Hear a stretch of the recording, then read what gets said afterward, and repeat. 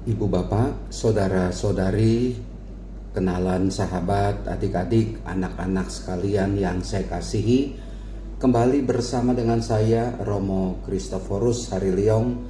Kita akan merenungkan sabda Tuhan pada hari ini, Rabu tanggal 30 September 2020. Hari ini adalah peringatan Santo Hieronymus. Bapak Ibu, saudara-saudari terkasih, dari dalam bacaan Injil Lukas bab 9 ayat 57 sampai dengan 62 ada sebuah kalimat yang diucapkan oleh Tuhan Yesus yang baik kita renungkan dalam kehidupan kita ini.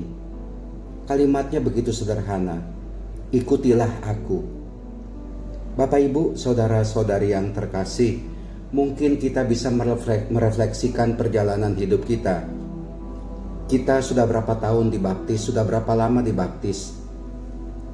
Ada di antara kita yang dibaptis sejak bayi, sejak anak-anak, sejak remaja, dewasa, atau sudah tua, atau baru beberapa saat dibaptis. Enggak jadi masalah. Yang penting adalah kita sudah menyatakan kehendak keinginan kita secara total mau mengikuti Tuhan Yesus. Saya sendiri dibaptis sejak SMP kelas 3 itu, ya.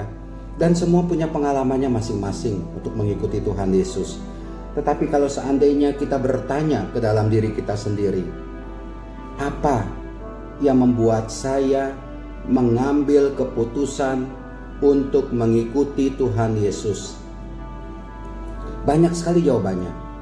Tapi kalau saya hanya mau menjawab dengan satu kalimat saja, saya mau menjadi pengikut Kristus, saya mau mengikuti Tuhan Yesus karena saya mau masuk surga. Itu saja. Karena di dalam Tuhan Yesus saya melihat keselamatan itu sungguh nyata. Tuhan Yesus membuat kita selamat dengan cara menderita, wafat, mati di kayu salib. Untuk apa Tuhan Yesus mati di kayu salib? Supaya Anda selamat, supaya kita selamat, untuk menebus segala dosa-dosa kita. Kita ini adalah manusia-manusia yang punya hutang dosa begitu banyak, begitu besar kepada Tuhan. Bayangkan Bapak Ibu, dalam satu hari kita ini berapa kali berbuat dosa? Dalam satu minggu, dalam satu bulan, dalam satu tahun, atau kalau kita mau melihat sejarah perjalanan hidup kita ini, selama perjalanan hidup kita ini berapa tahun? Coba Bapak Ibu hitung berapa kali, berapa banyak kita berbuat dosa. Rasa-rasanya tak terhitung lagi. Ya, kita setidaknya setahun 2 kali menjelang Paskah, menjelang Natal, syukur kalau ada yang lebih. Kita masuk ke dalam kamar pengakuan, kita menerima sakramen pengampunan dosa itu. Benar. Tetapi begitu kita selesai dari ruang pengakuan dosa, apakah kita sungguh-sungguh mau melepaskan diri kita dari dosa? Dengan kata lain, tidak berbuat dosa lagi? Ya, itulah dia kita sebagai manusia. Kita manusia yang lemah, yang kadangkala sering jatuh ke dalam dosa. Berapa kali kita jatuh ke dalam dosa, bahkan ke dalam dosa yang sama. Berapa kali? Tapi saya tidak mempermasalahkan itu. Yang penting berapa banyak kita bertobat, berapa banyak kita menyesal. Kita sebagai manusia diwarnai oleh kelemahan. Kita bukan manusia hebat, kita bukan manusia super yang bisa lepas tidak pernah berbuat dosa. Tidak. Saya sadar sebagai manusia, kita manusia lemah, Anda dan saya yang namanya berbuat dosa, yang namanya berbuat salah, itu kerap kita lakukan, sering kita lakukan. Saya tidak mau mencemooh orang yang baru dari kamar pengakuan dosa, lalu keluar, lalu berbuat dosa lagi, lalu saya mengatakan, untuk apa kamu mengaku dosa? Toh nanti berbuat dosa lagi. Bukan itu yang penting bagi saya. Yang penting adalah kita selalu bertobat, menyesal. Iya, saya menyesal atas perbuatan dosa saya ini. Saya sungguh bertobat. Mohon kekuatan dari Tuhan, mohon bimbingan dari Tuhan, dan bisa saja sangat terbuka suatu saat nanti dosa yang sama bisa kita lakukan lagi. Apakah dengan demikian kita itu mengingkari cinta kasih dari Tuhan? Sering-seringlah mengaku dosa. Sering-seringlah menyesali atas kesalahan Anda.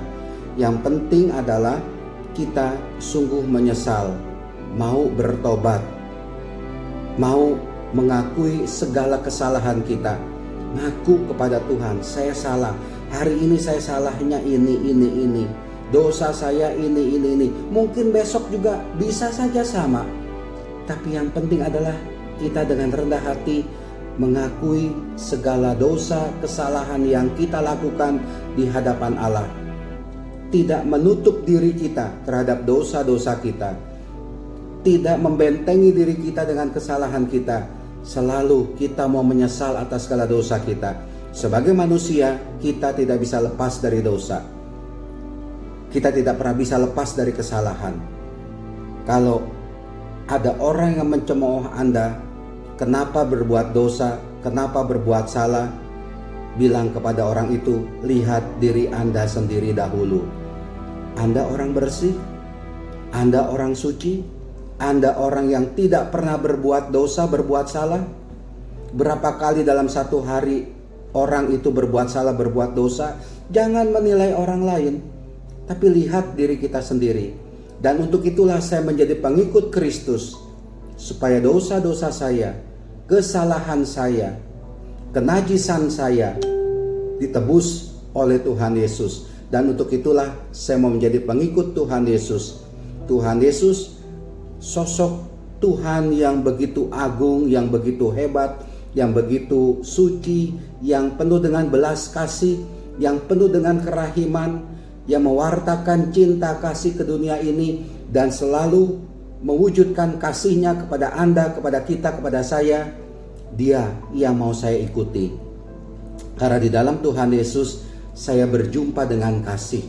Di dalam Tuhan Yesus yang saya ikuti itu, saya diajar untuk bisa membalas kejahatan dengan kebaikan, untuk bisa mendoakan orang-orang yang menyakiti saya, untuk bisa mengampuni orang-orang yang berdosa bersalah kepada saya. Itu saya pikir kenapa saya, Anda mau menjadi pengikut Kristus. Begitu mulia, begitu agung ajaran Tuhan Yesus. Dan kalau bisa kita laksanakan dalam kehidupan ini, membuat kita damai, membuat kita tenteram, membuat kita penuh dengan kasih.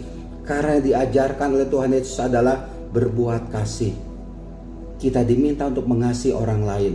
Untuk itulah saya mau mengikuti Tuhan Yesus. Jaminan kerajaan surga ada di tangan kita. Dan ajaran cinta kasih itulah yang membuat saya juga mendapatkan kasih dari Tuhan Yesus. Dan akhirnya mendorong kita, mendorong Anda, mendorong saya juga bisa berbuat kasih kepada sesama. Maka dari itu, Tuhan Yesus yang kita ikuti, yang sudah mengajarkan kasih, mari ya dalam kehidupan kita berhadapan dengan orang lain, berhadapan dengan sesama. Anda di dalam keluarga Anda, berhadapan dengan istri, berhadapan dengan suami, berhadapan dengan anak-anak, berhadapan dengan karyawan-karyawan di rumah, di kantor, berhadapan dengan tetangga, umat di lingkungan, di wilayah, di paroki, berhadapan dengan siapa saja, berbuatlah kasih. Karena itulah yang diajarkan oleh Tuhan Yesus dan baik juga kita ikuti.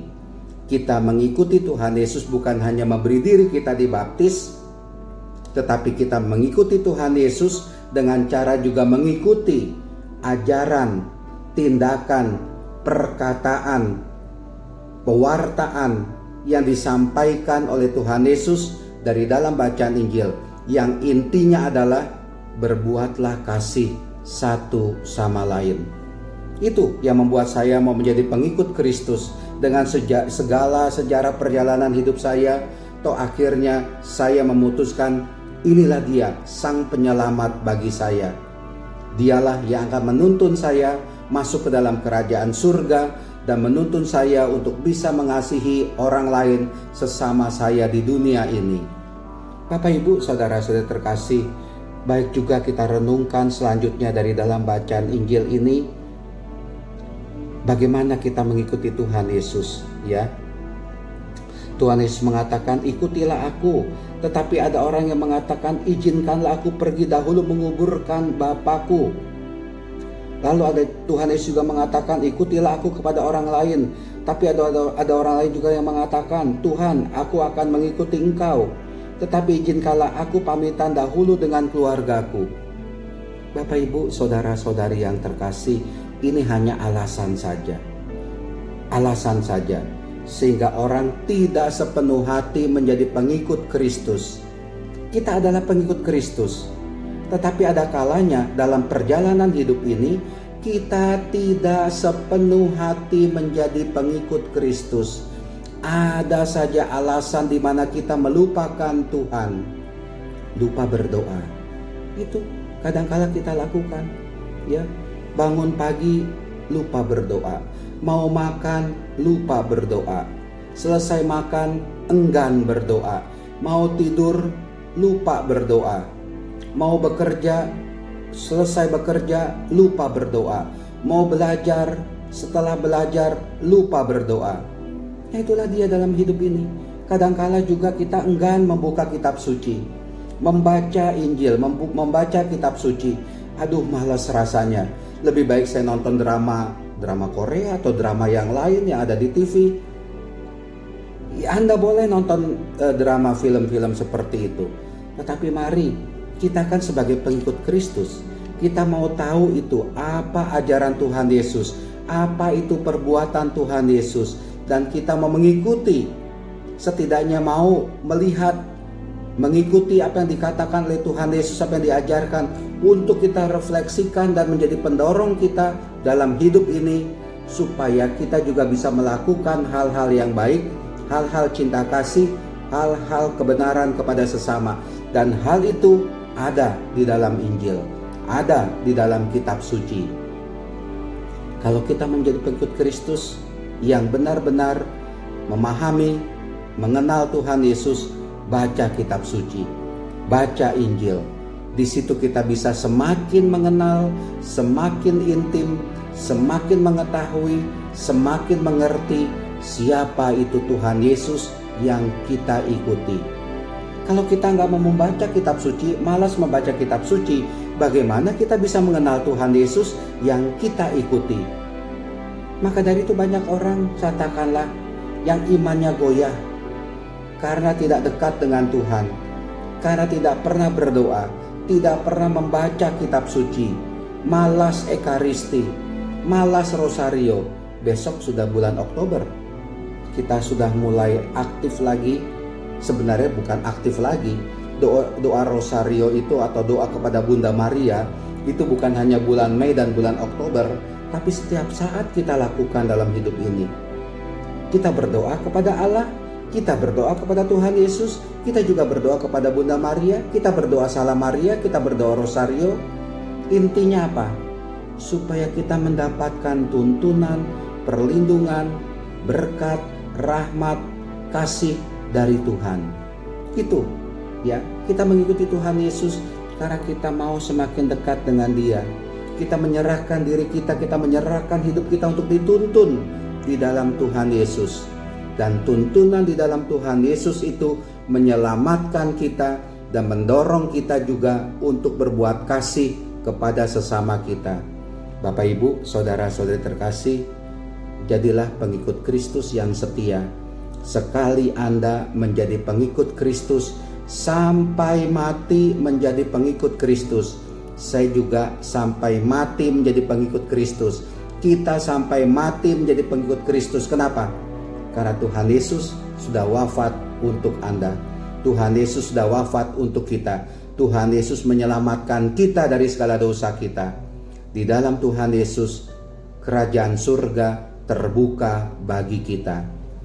Bersyukurlah kita menjadi pengikut Kristus. Tuhan memberkati kita selalu. Amin.